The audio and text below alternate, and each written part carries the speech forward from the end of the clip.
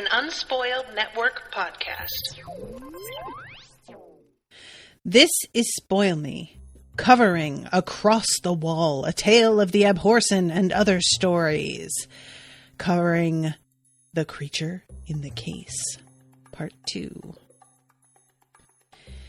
In the second half of this story, I don't really know how I feel about this ending. I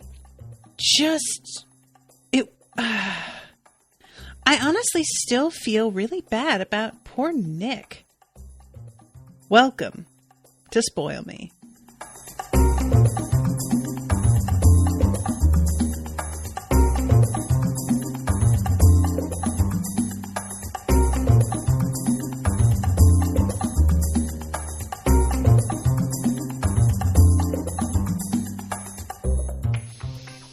Welcome to the show, everyone. I am Natasha. Thank you very much to Yama for commissioning this episode. So, y'all, I'm going to do that thing I do where I sort of start at the end. I feel really sad because Nicholas Sayre considers himself responsible for what happened at Four Wind Mill. He feels that he unleashed this thing on everybody, when in fact he was just a poor innocent soul who was possessed against his will by a creature of unspeakable power. Nicholas, it's not your fault, sweetie. And we find out that that's like a big part of what pushes him to handle this creature. And I just hate that for him. I respect wanting to help people, wanting to, do the right thing and put it all on the line for the sake of innocent people. But when it feels like it's motivated by guilt, and a guilt over something that was so very much outside of his control, it just saddens me. And I don't feel like because of the way this ends, I'm not satisfied there's no real resolution. The story ends pretty abruptly. And, for a short story, that's fine to a point. But it is quite abrupt. It ends on the line, Lirael asks him, "Can you walk?" And he says, "If you help me." And that's it. That's the last line. And I was like, oh, I get what the author's doing by ending it there and sort of suggesting that there is maybe something between the two of them and the idea that, like, he needs her. I'm fine with that. Everybody knows that I love me some Nicholas Sayre and I would like him to be happy. And if him and Lirael wound up together, I feel like that would be a nice little way of undermining my dissatisfaction at the fact that Lirael was treated as sort of asexual to a point. And it would, kind of blow that up and I would be happy for that. But it just is kind of out of nowhere. He doesn't even see her show up. She just comes and helps him while he's unconscious and he wakes up and she's there. I don't know how I feel about this ending. So anyway, I really like everything leading up to it, which is part of what's so frustrating, I think, is that we're dealing with some really cool shit up until that point.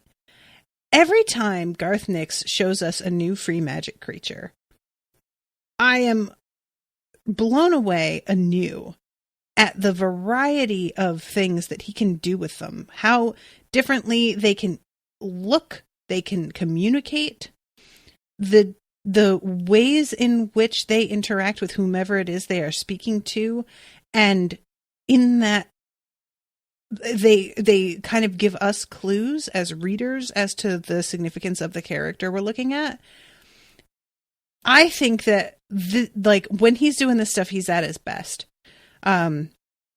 So when we deal with this creature, where I left off last week was them coming upon the dumbwaiter, which was the only way that they could think of to get back into the main house, maybe, hopefully, ahead of this creature so that they can warn everybody to get the fuck out.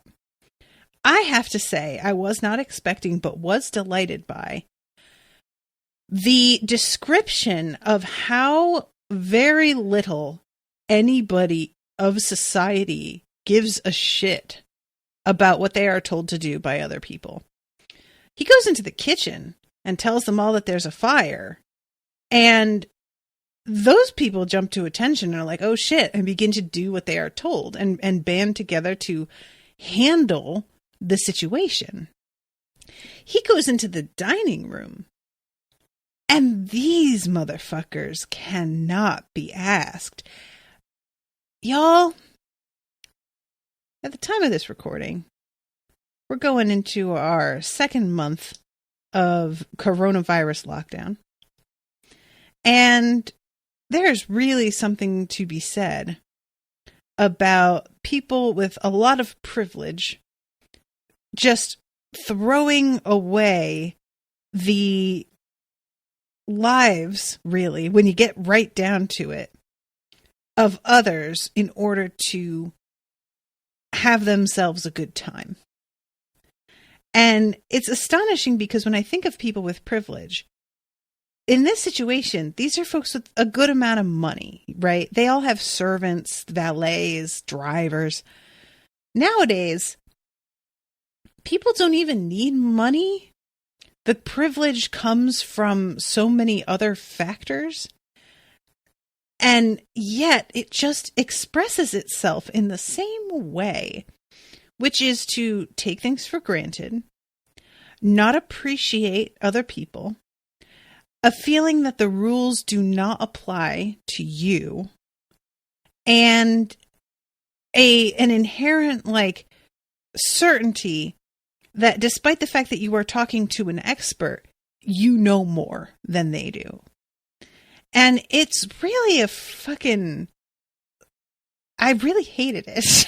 I really didn't expect everybody to kind of put up the fight that they do with Nicholas when he comes out and tells them all to get the fuck moving.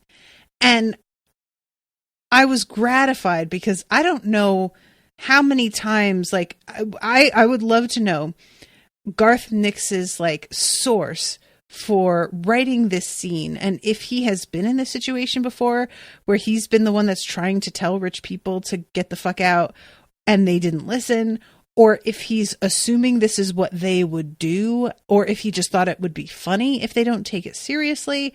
I would really love to talk to him about the way his mind works on this. But it was a moment of reality in the midst of a story that for the most part feels very disconnected from my reality and very unrelatable.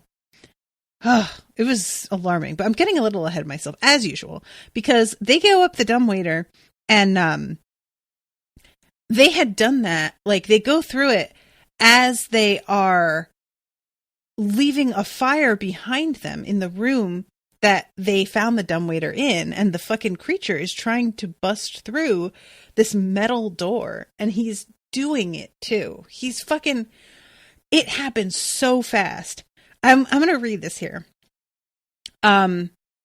His voice was drowned out as the metal office door suddenly rang like a bell, and the middle of it bowed in, struck with the tremendous force from the other side. He rushed to the liquor cabinet and ripped it open because he's starting a fire. This second blow sheared the top bolt and bent the top half of the door over, and a dark shape with glowing violet eyes could be seen beyond the doorway.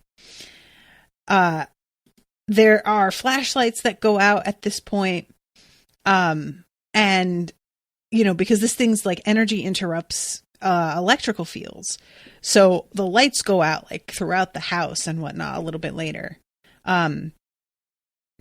His second match flared. He flicked it across to the alcohol-soaked chair, and there was a blue flash, and a ball of flame exploded around the door, searing off both Ripton's and Nick's eyebrows. So this situation is pretty dire, and Nick's really goes to pains to think through what it would really be like. And he emphasizes that this chair being on fire, it's obviously producing a ton of smoke. The smoke has nowhere to go except up the shaft of the dumbwaiter. So when they climb in there, hoping to sort of get away from the smoke, in fact, that thing is acting like a chimney, and it is really intense. Like, Nick is feeling like he can feel his lungs shutting down, and Lackridge, for his part, is he's like passed out on the floor, and Nick is trying to help him, but there's not a way to like carry him. They have to climb up the inside of the thing. So when he realizes that he can't get Lackridge to budge, he has to leave him there, which is kind of brutal. Like, I don't like Lackridge. I'm not going to lose any sleep over the fact that he didn't make it. But again, I feel bad for Nick, because Nick clearly takes things very much to heart. He's kind of sensitive. And I would not be surprised to hear that the fact that he couldn't save Lackridge sort of like weighs on him. And not to mention the other dude who we talk about again later, whom he tried to help but couldn't. I mean, there's a lot of casualties here. So they get out, they yell at the cook's assistants about the fire. They say that they ask which field is the closest with hay. The home meadow. Tell the staff to evacuate the house and assemble on the home meadow. I will tell the guests. Yes, sir, stammered the cook's assistant. So Nick is yelling this. The dinner guests are making so much noise that they don't even hear all of this yelling and commotion. They haven't noticed any smoke. And he jumps up on a chair, and there are 40 guests, I should mention. It's a good crowd of people, because I really needed that reminder. I was picturing like 15. I did not have it in my head just how many people were here. Ladies and gentlemen, I do beg your pardon. There is a fire in the house. Please get up at once and follow Mr. Ripton here to the home meadow. Silence met this announcement for perhaps half a second. Then Nick was assaulted with questions, comments, and laughter. It was such a babble that he could hardly make out any one coherent stream of words, but clearly half the guests thought this was some game of Dorance's. A quarter of them wanted to go and get their jewels, favorite coats, or lapdogs, and the last quarter intended to keep eating and drinking whether the house burned down around them or not. I will confess that when I heard that some of them had dogs with them, I was a little bit upset. But what can you do? So Nick finds this guy who he's the butler, allegedly, but he works for D13.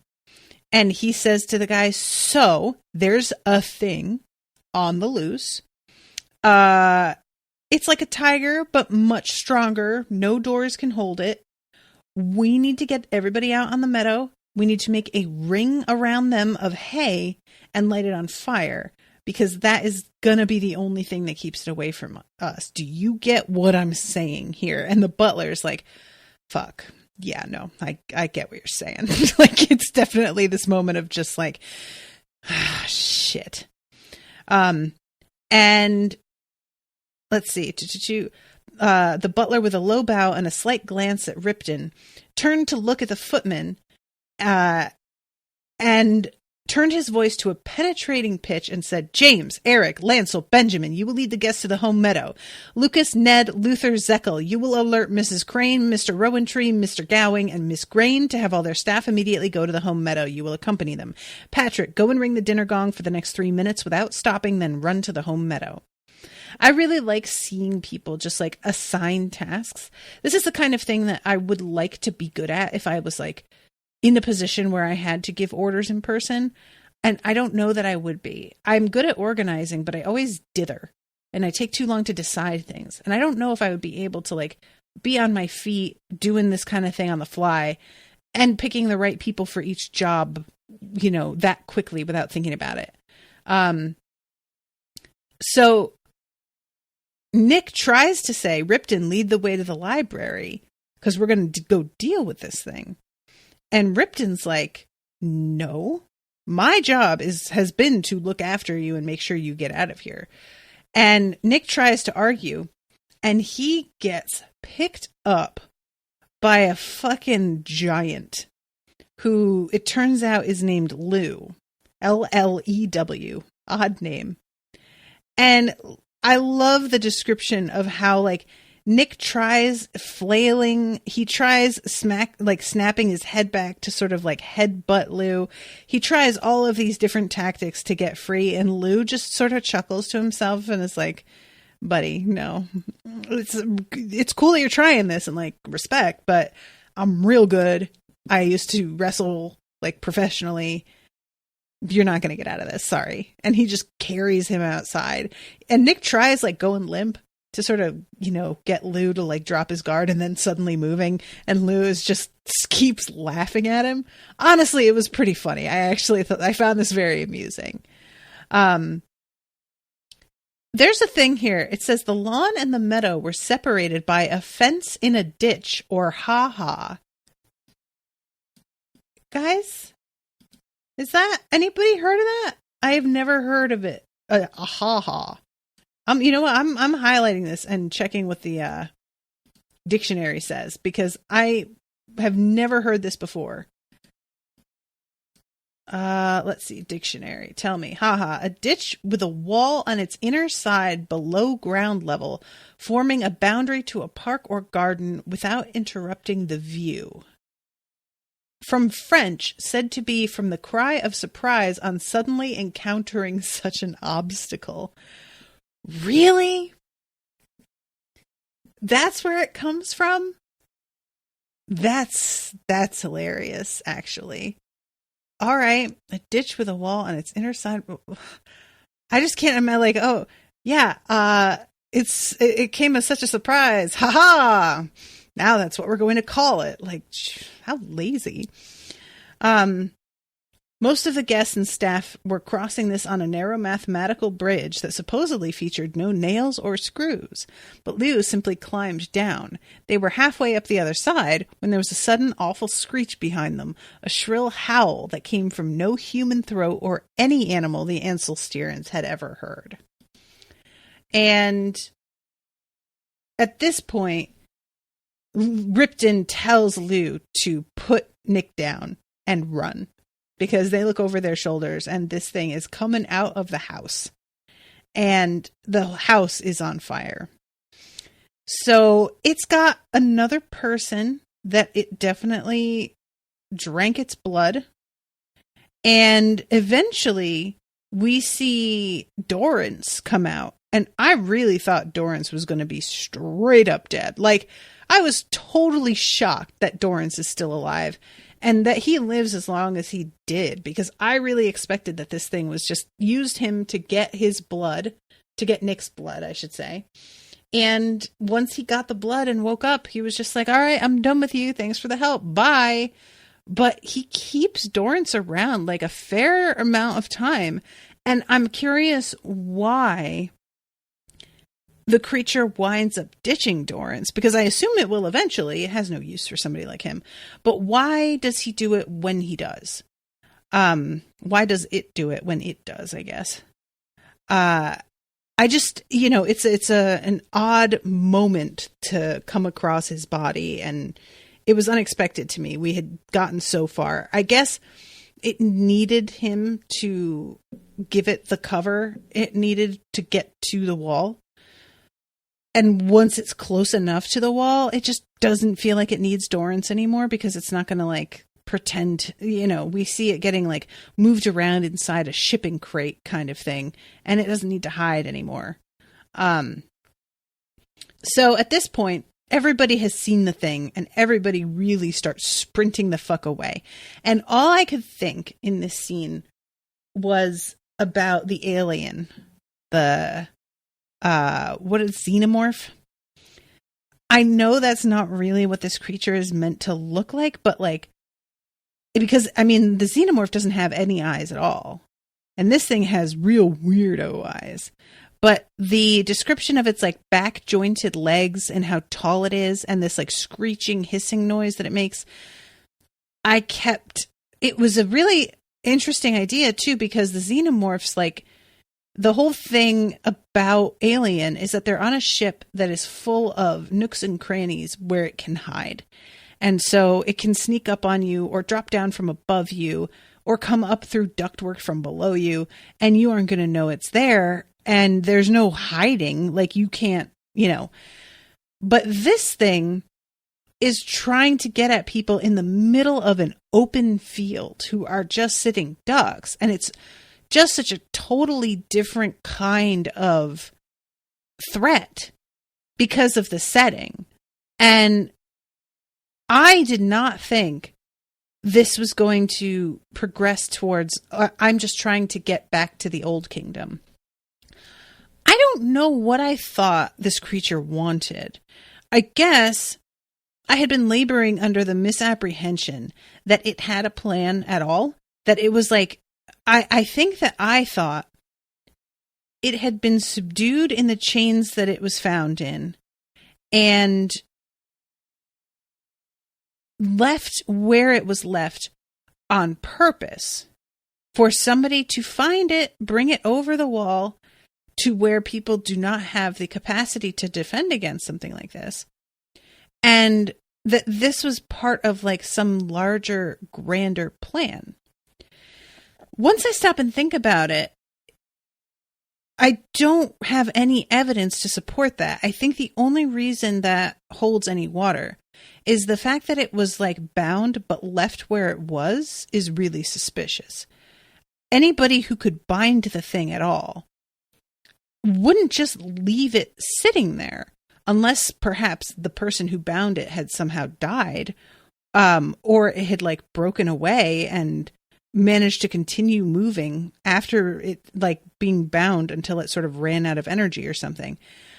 So I'm just very suspicious of its positioning where it is and have been assuming that this thing is after something specific to Ansel Sayre, that it wants these people as its victims because they have no connection to the charter. But there's like lots of people in Old Kingdom who don't have connection to the charter. Not everybody has been, baptized and given that ability.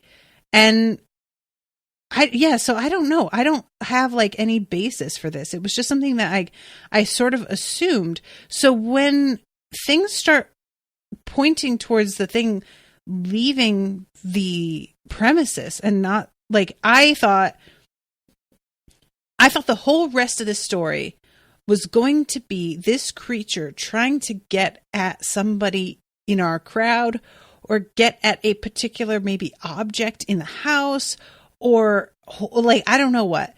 But once we realize that it is going off on its own back to Old Kingdom, I was like, oh, that makes total sense. Of course it's going back. Like, what is here for it, But yeah, for a moment, Nick hoped that everyone had gotten out of the house. He saw a man casually walk outside and stand next to it. And he realizes that it's Doran's. And Nick looks over at him and is just like, I love that everybody's screaming. I demand to know. This clearly is not properly. This is an outrage. Who is responsible? Like, everybody just shut the fuck up. Nick gets them all to light this fucking ring up. And there's one spot where a tiny opening remains because there's hay was too damp. The fuel that they poured over it pooled in one spot and didn't hit at all. And there's a fucking race between the creature and some poor maid who has to get to that spot and light it up in time. And I just really felt like it was perfect symbolism that there's all these rich, useless dickhead assholes who aren't even helping build this ring, by the way. They get to reap all the benefits of being protected by the thing, but did they put forth any effort whatsoever to keep anybody else alive? No.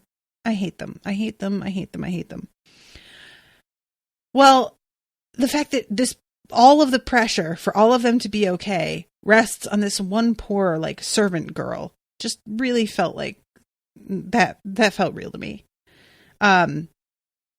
we see Tessria, or at least that was the name that she gave at the door, who managed to get Nicholas to open his door, get gripped up by the thing and have her blood drained. So that's pretty, like, in its way, a satisfying ending. But I also don't know anything about Tessria, so I'm not sure what to think there.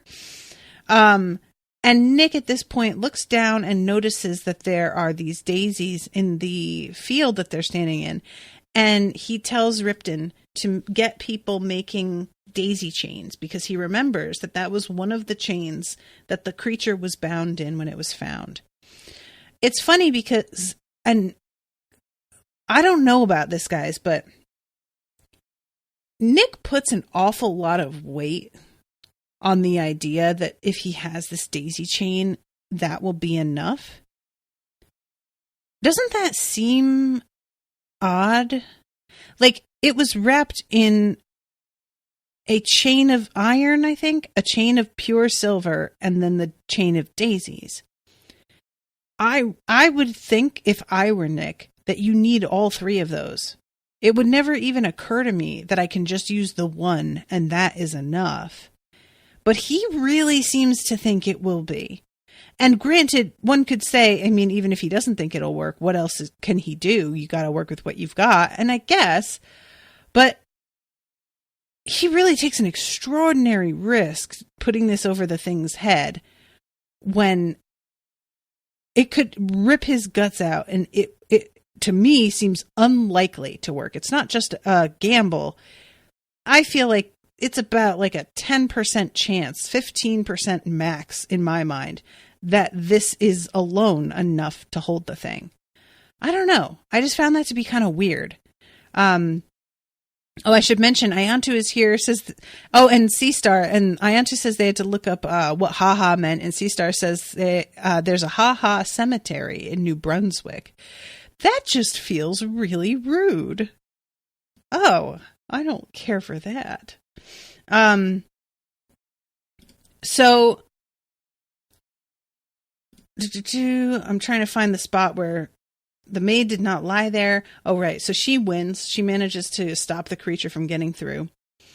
And Nick stops and thinks about the messages that he sent and the likelihood of any of them getting out. And even if they did, how long it will take for anybody to get the, paper wing going and turn around and come here. And he realizes that the most they can hope for is for somebody to arrive tomorrow morning. And he mentioned something about, I sent a message with Malthan, a telegram for him to send to some people who can get a message to the Old Kingdom quickly. And Ripton mumbles something, and Nick is like, what? And Ripton says, he never made it past the village. I handed him over to two of Hodgman's particular pals at the crossroads. Orders. I had to do it to maintain my cover. And on the one hand, I kind of like that Nick doesn't blame Ripton. He kind of seems to understand, like, keeping your cover is key. At the same time, I kind of hold Ripton responsible. And, like, again, I really keeping cover. Like, this is why I couldn't do that kind of job. Because you have to do horrific shit in order to prove yourself. Hodgman said you'd never follow up what happened to Malthan, said Ripton. He said your sort never did. You were just throwing your weight around, he said. I would have checked, said Nick. I would have left no stone unturned, believe me. I liked that little exchange because Malthan getting handed over, I mean, I wouldn't have questioned it. That makes sense that that's what they're going to do.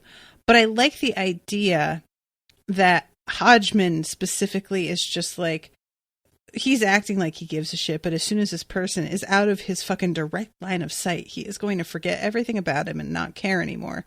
Honestly, that doesn't seem totally inaccurate, and I can understand why he would think that, and I'm sure he has seen that before. I mean, it's easy to forget because Nick is so on the ball that he is also an extremely privileged person. He happens to be on the ball because of some innate abilities, but it's not because he ever had to fend for himself. He didn't learn this stuff out of necessity. And I tend to forget that. I think of him as somebody who, you know, is like streetwise or something, and he's not. I mean, not even close. So yeah, Nick talks about, I sent Danger's valet down to the village and sent a telegram, and Ripton's like, yeah, there's no place to send a telegram from there.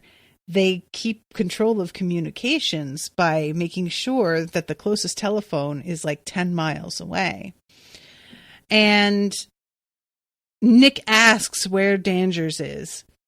And the butler says, Mr. Danger's removed himself from the party and left at 5 o'clock. I understand that the curtains in the dining room clashed with his waistcoat. I believed Mr. Danger's intended to motor over to Applethwick. And Nick thinks that that means for sure that the valet has sent the telegram. So that's a relief until he really starts to do the math. And then he realizes that, like, the Abhorsen is probably going to be able to get here, like, in the morning at the earliest. So at this point, he's like, all right, help is coming, and you guys have to use anything you can to keep this fire going. But I am going to have to get the hell out of here. Let's see. Let's see. It's the fire brigade. Right. I forgot these guys show up. And Nick really thinks that the monster is just going to go after everybody on the fire brigade because he is assuming the monster just wants to drink more blood. But it kind of has reached its quota, finally. And when he says that he is going to stop the volunteers from, you know, getting near it, I think it's Ripton who's like, well, the monster will be on you in a second. And he's like, no, it ran away from me after drinking some of my blood. So for some reason, it doesn't want me and seems to be not necessarily afraid of, but like off-put by me. Ripton says, you can't go out. Think about it. It's drunk enough in the last hour to dilute your blood 100 times over.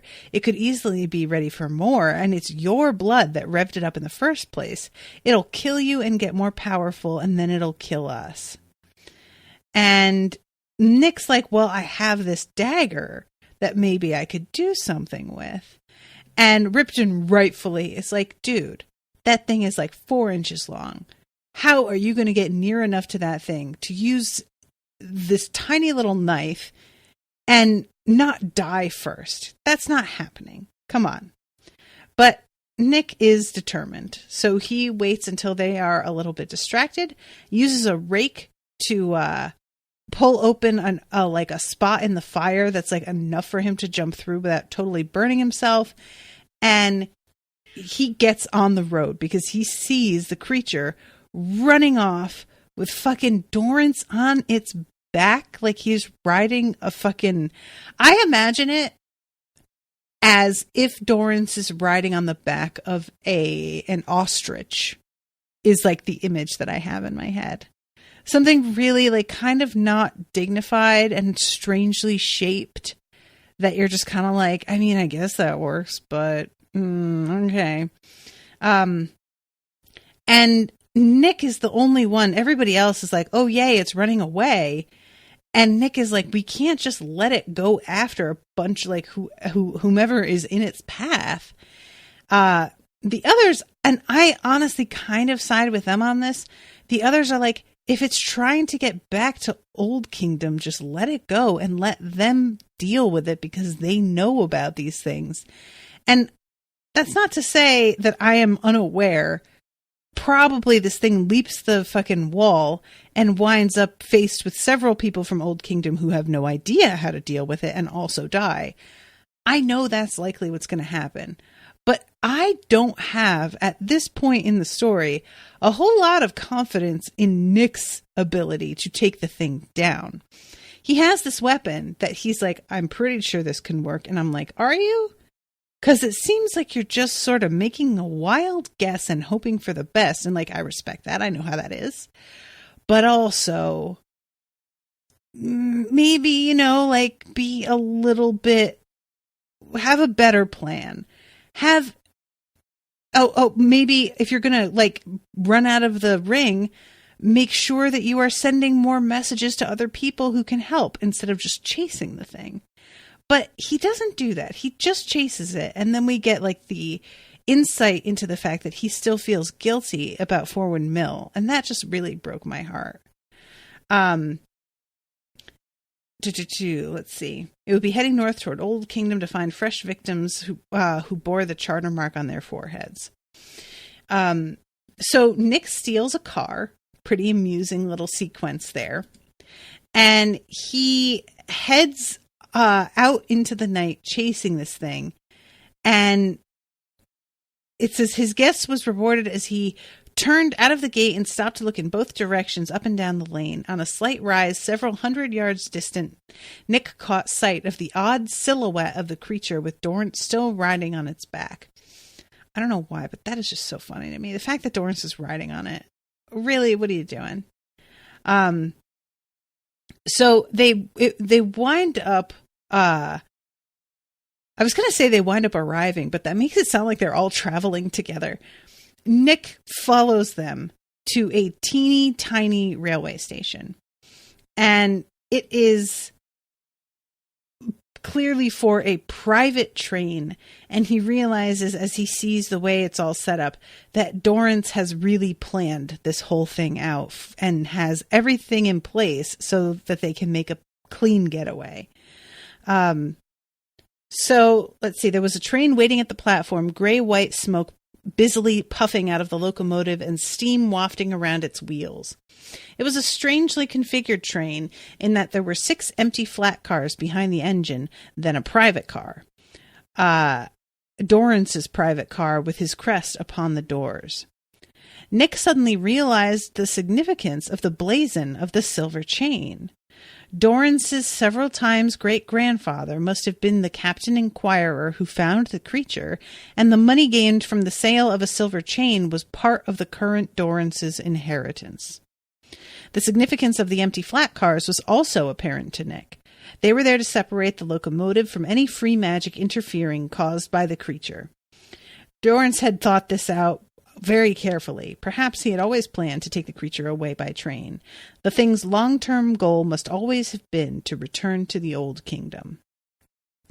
So Nick is like trying to get out of the car and onto the platform in time to catch this train himself. I would like to reiterate that I don't know what the fuck he thinks he's gonna do if he gets on that train. Stab it, I guess? Nick, buddy, we need to talk about this. But he is not able to make it. He gets there as the train is pulling away. It's too late. And he hears a noise that makes him almost like hit the ceiling. And it turns out to be like a railway guy. I don't know if what do you call the guy who works on the platforms? But he saw the monster and is like, you know, kind of delighted by it because he wasn't threatened by it and he hasn't seen the thing rip people to shreds. So he doesn't know what it's capable of. He's just sort of excited about seeing this like wild creature that he didn't know was real, you know? So Nick asks where the train is going. And he says, it's been waiting for days, the crew sleeping over at the house. Then the call to be ready came only an hour ago. It's got a slot going north, that's all I know, direct from Central at Corvair. I guess it'd be going to Bane. When's the next train north? And she's coming in like 10 minutes. And Nick doesn't have a ticket. He can't get on it because it's an express. So what he has to do is put some flares down that signify to the conductor there is an obstacle on the track. And this will cause them to hit the brakes. It will become clear pretty quickly that there is nothing on the track. But all Nicholas needs is for this thing to slow down for just long enough for him to hitch a ride. And it's sort of, I really liked this a lot. And I don't know if I were watching this in a movie, it's funny. In movies, how different you have to play things. It's just a whole other ball game. But so Nick manages to sneak onto the train and he keeps himself hidden. So, and winds up hiding in a luggage rack, like Harry Potter kind of. And it says, Nick, let's see. Nick thought of going into the second-class carriage, but he dismissed the notion immediately. The passengers would have been together for hours, and the appearance of a bloodied, blackened young man with burnt eyebrows could not go unnoticed or unremarked. Somehow, Nick doubted that any explanation he could provide would satisfy the passengers, let alone the conductor.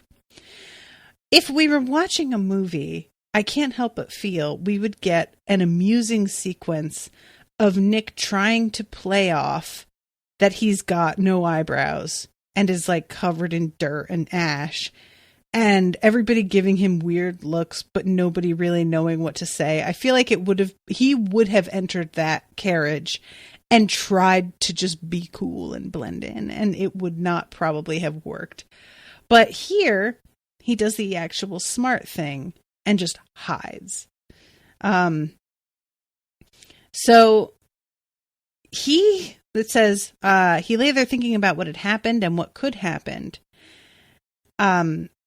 Finally, it hit him. Dorrance and the creature had gotten away. At least they'd gotten away from him. His part in the whole sorry disaster was over.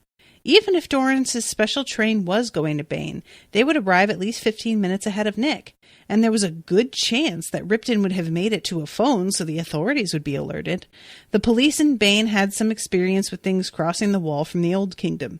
They'd get help, charter mages from crossing point scouts. There would be lots of people more qualified than Nick to deal with the creature.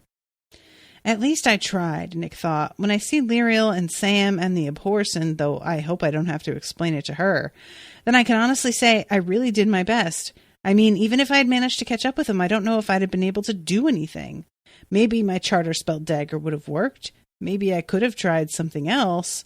And he winds up falling asleep here and wakes up to somebody gripping his elbow, I think by accident. I have a feeling somebody just reached into the luggage compartment, thought that they were grabbing a bag, and then all of a sudden he just punches them, and they're like, what the fuck? And they say that he broke their nose. I was like, that's unfortunate. Nick. He tells the guy what his name is, too. He says, Nicholas Sayre's the name. Many apologies. And I'm wondering if the guy is going to catch up with him and be like, hey, you broke my fucking nose. Here's the bill. So he has a kind of encounter with a few people from the train authority, I guess. It's basically like the MTA chasing him down and being like, hey, did you pay your fare? And he explains, he tries to play it off like this was a prank. He got drunk and his friends put him on the train. And is able to play that off pretty well. But it says he stopped talking. As for the phone call, follow me and you can... He stopped talking as Nick suddenly turned away from him and stared up at the pedestrian bridge that crossed the railway tracks. So at this point, Nick notices the lights going out one by one as this box is rolled past them. And he says, it must be but Dorrance was at least 15 minutes ahead of the flyer. So I assume that Dorrance got held up trying to put this thing into a box, I guess. Because it is kind of weird that it takes this long for them to get their shit together to transfer to another train. And I don't really think that's ever explained. But Nick seizes upon this as evidence that he does still need to be involved, because he's the only one who knows about the thing so far, and it's still kind of in a vulnerable position. So he winds up having to dodge past like police and another like official, and he steals a motorbike. The guy who steals the motorbike is the most obliging young man. I swear to God, it's so funny to me. What occurs, old man? No time to explain. I need your bike. Name's Sayre, Nicholas. The fast bowler. I saw you play here last year. Wonderful match. There you are. Bring the old girl back to Wooten if you don't mind. St. John Wooten in Bane. Pleasure, Nick said as he pushed off and kicked the motorcycle into gear. It rattled away barely ahead of the running policeman, one of whom threw his truncheon, striking Nick a glancing blow on the shoulder. Good shot, cried St. John Wooten, but the policemen were soon left behind. St. John Wooten, you're a delight. What are you doing? He's just like, oh yeah, you can take my bike. It's no big deal. It's fine. And I know the police are after you and chucking stuff at you, but I'm just going to mention, how accurate they are. Good for them. So Nicholas realizes pretty quickly that this is a really good motorcycle that he is not quite capable of using to its full potential. And the thing begins to outpace him pretty quickly. And all he can do is sort of keep an eye from afar on, but he's by no means going to actually catch it up. And he's wondering, because we're going to start to get to a point where there are perimeter checkpoints as we get closer to the wall. And he's just like, how the hell is this creature going to deal with these checkpoints? Well, the answer is he will kill everybody. So the first one that he gets to is there, like 4 soldiers are dead.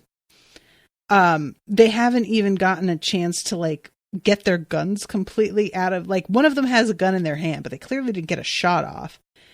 And it says Nick was about to go straight on, but he knew there were more stringent checkpoints ahead before the perimeter proper, and the chance of being shot would greatly increase. So he put the motorcycle in neutral, sat it on its stand, and looking away as much as he could, took the cleanest tunic, which happened to be the officer's. It had a second lieutenant's single pip on each cuff. The previous wearer had probably been much the same age as Nick, and moments before must have been proud of his small command before he lost it with his life. Nick figured wearing the khaki coat would at least give him time to explain who he was before he was shot at. So as he's heading to the second checkpoint, he can hear gunfire, and it's much more intense, this one. There's like, concrete blockades and spools of that like razor wire. One of the gates had been knocked off its hinges, and there were more bodies on the ground just beyond it.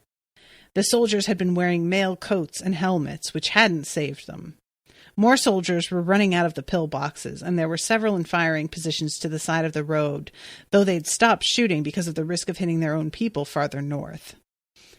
So somebody yells for him to stop as he's driving through, and he thinks about gunning it and just going, but he slows down, and then surprisingly, the guy who told him to stop jumps on the back and says, "Go get after it." And I loved that as a little surprise, because of course you're going to be like thinking that this guy is going to slow him down and be like, what the hell is going on here? But instead he is like on Nick's side and wants to also track this fucking thing down. And it turns out that they know each other. The captain says, "Do I know you from the tryouts for the Scouts last week?" And it turns out it is Francis Tyndall, who had been at Forward Mill as a lieutenant 6 months ago. And Nick says, I'm Nicholas Sayre. Oh, Nick, I feel so bad that he has to apologize for his name. Like, he's afraid that this guy, and he does have that kind of reaction where he says, I bloody hope this isn't going to be like the last time we met. Let's see. we'll settle its hash. You don't happen to know exactly what kind of free magic creature it is. Can't say I've ever seen anything like it, but I only got a glimpse. Didn't expect anything like that to be to run past the window at a dining-in night at Checkpoint 2. So I'm going to kind of jump ahead here because they hit another checkpoint and the creature like jumps over 30 feet of like barrier and wire. And Nick notices that Doran's isn't on its back anymore. And a minute later, he sees Doran's in the middle of the road. And he has to like screech to a halt with the motorcycle, which causes poor Tyndall to like break an ankle, either sprain or break, but it seems like broken. And Doran's is still alive, which both of them thought for sure he was dead. And he looks at Nick and he says, I knew her as a child in my dreams, never knowing she was real. Then Malthan came and I saw her picture and I remembered father sending her away. He was mad, you know. Lackridge found her for me again. It was as I remembered, her voice in my head. She only wanted to go home. I had to help her. I had to. And then he dies.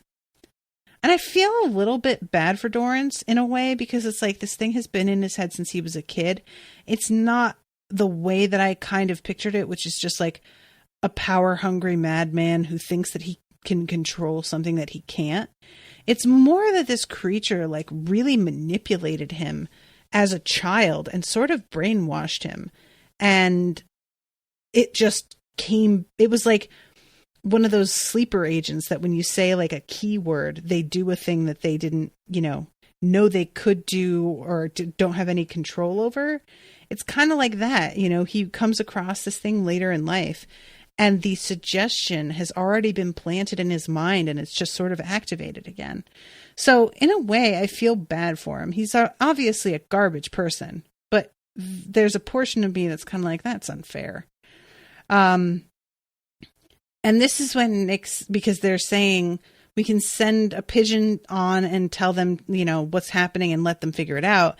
And Nick says, I'm already responsible for loosing the destroyer upon them, and I did nothing to help fight it. Now I've done it again. That creature would not be free if it weren't for me. I can't just leave it to Lirael. And I'm just like, dude, that is so... It wouldn't be free if it weren't for me. You got jumped and imprisoned and forced to give up blood. It is not your fault. And I really want somebody to say that to him.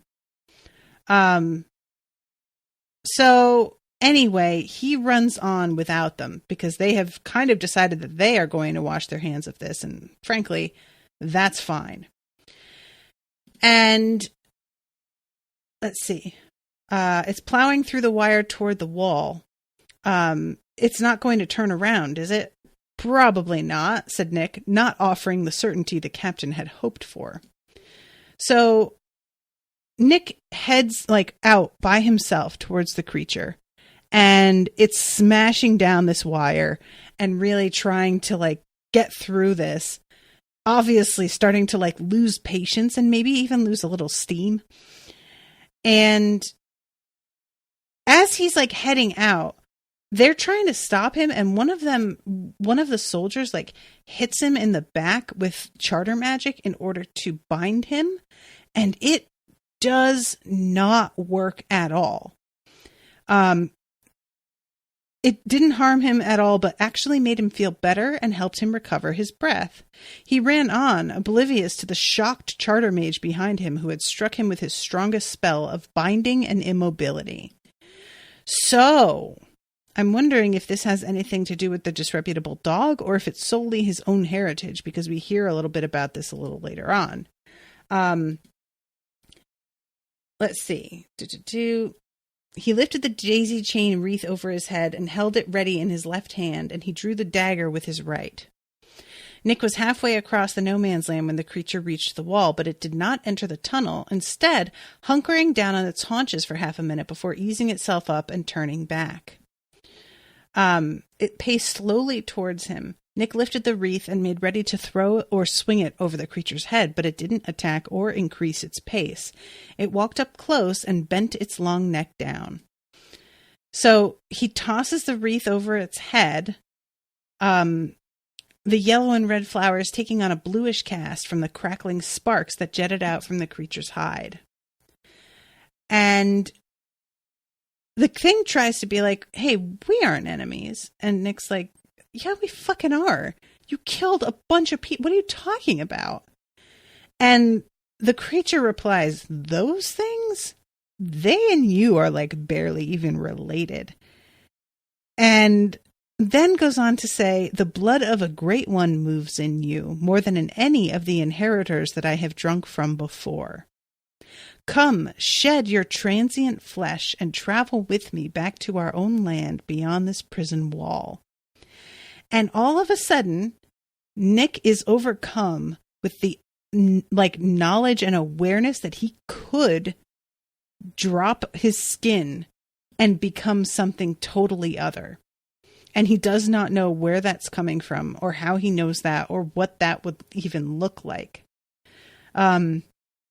He also wanted to continue to be himself, to be a man, to find out where he fitted in among people. He wanted to see his friend Sam again. Come, said the creature again. We must be away before any of Astariel's get comes upon us. Share with me a little of your blood so that I may cross this cursed wall without scathe. And he says, just let me drink a little. And Nick's like, do you fear to drink more? I fear, said the creature, bowing its head still lower. Who would not fear the power of the 9 bright shiners, highest of the high? Well, what the fuck? What's that about? So Nick cuts and lets this thing drink. And cuts a little bit deeper, and there's more blood flowing. And the thing tells him enough, but it seems like it can't move. And he pours more blood, and it keeps saying, enough. It's screaming finally, enough, enough, enough. Finally, Nick staggers, probably because of blood loss, and he falls away from it and passes out. And the thing is passed out beside him. And when he finally wakes up, he has been bandaged up, and there are all of these charter marks like wrapped around his body to heal him. And Lirael is here, and she's got her golden hand made out of, that's whatever Sam did. I don't even know if it's actual gold or what. And Nick asks if he killed it. And she says, it can't be killed, first of all. Your blood has sated it and made it much more powerful when it can digest it. Nothing of stone or metal can pierce its flesh, but a thistle will return it to the earth for a time. So she has this spear that has a thistle on the end. And this thing shucked bullets, like knives. Nothing got through. But when she uses this spear with the thistle on the end, it goes right through the thing. And then it bursts like dust. The spear does. And falls onto the creature. And the flesh melts away and soaks into the ground until there is nothing left. Which I want to know exactly how this works, because returning it to the earth for a time feels very not permanent enough.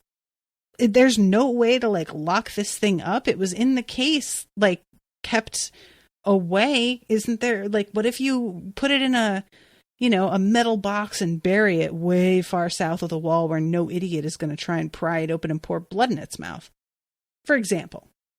And Lirael says that she didn't know to bring a thistle, because he asks her how she knew to do that. I went to find one once I saw what this thing was. And she thinks that possibly even Sabriel would not have known what this thing is. Lirael feels like she got lucky because, you know, having worked with the Claire in the library, she read a lot of bestiaries and she recognized the thing. And she doesn't think Sabriel would have. And then we have Lirael being real awkward.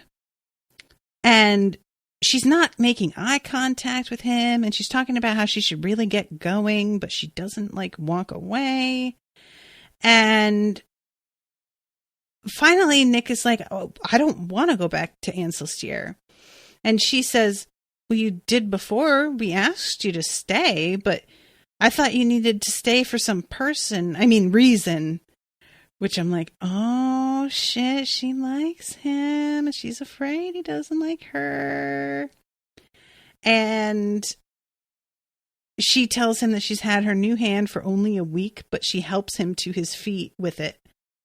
And then this is when she just says, do you think you can walk? And Nick says, if you help me. And that's the end of the story. Very abrupt ending. But I hope the next story is titled Under the Lake. I think that's the one I'm supposed to cover next. Y'all can let me know. But I'm hoping that this has some more of them in it because Nick deserves to have a dope girl. So if he winds up hooking up with Lirael, I'm all about it, frankly. So I'm going to wrap. Thank you guys very much, Iantu and C-Star, for hanging out with me. Thank you to Yama for commissioning this episode. I hope you guys are enjoying the coverage. And I'll be seeing you all again soon with a new episode. Until then, toodaloo, motherfuckers.